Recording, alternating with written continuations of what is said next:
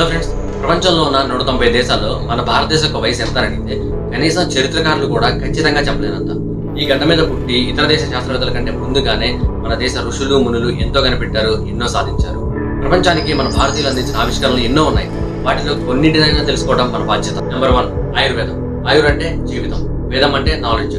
అతి పురాతనమైన మన హిందూ వేదాల్లో ఆయుర్వేదం యొక్క గొప్పతనం గురించి బాగా చెప్పబడింది. ఈ ఆయుర్వేదాన్ని కనిపెట్టింది మన భారతీయులే. దానికి ఉదాహరణ చరకుడు రచించిన చరక సంహిత.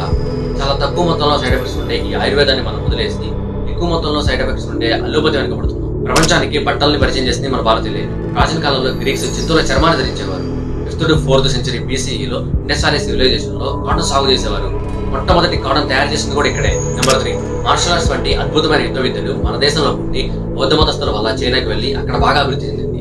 మన చేత సృష్టించబడిన ఆ యుద్ధ విద్యల్ని మనం మర్చిపోయాం, కానీ వారు వారి జీవితాల్లో భాగం చేసుకున్నారు. నెంబర్ 4, వెస్టర్న్ టాయిలెట్స్ గా పిలువబడే ఫ్లష్ టాయిలెట్స్ ని ప్రపంచంలో మొట్టమొదటిసారిగా ఇండస్ వ్యాలీ సివిలైజేషన్ లో హరప్పా, మొహంజదారో వంటి ప్రాంతాల్లో యూజ్ చేసిన ఆధారాలు ఉన్నాయి.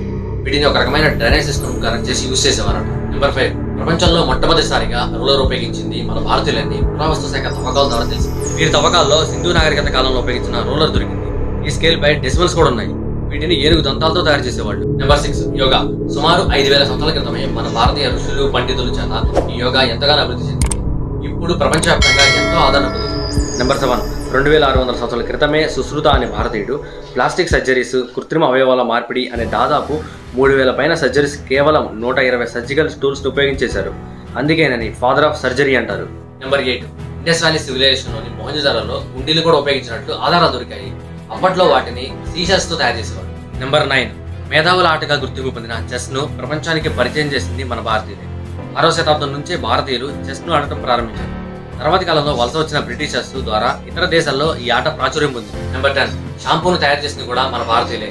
సింధు నాగరికత కాలంలో కొన్ని మూలికలను ఉపయోగించి ఈ షాంపూను తయారు చేసేవారట. నెంబర్ 11, పై వాల్యూని ముందుగా చెప్పింది మన భారతీయుడైన బుద్ధయాన. అంతేకాదు పైథాగరస్ థియరాన్ని కూడా 6వ శతాబ్దపు యూరోపియన్ మ్యాథమెటిక్స్ కంటే ముందే ఈయన చెప్పడం జరిగింది. నెంబర్ 12, ట్రిగ్నోమెట్రీ కనుగొన్నది కూడా మన భారతీయులే. త్రి, కోణ, మితి అనే సాంస్క్రిట్ పదాల ద్వారా ట్రిగ్నోమెట్రీ అనే పదం వచ్చింది.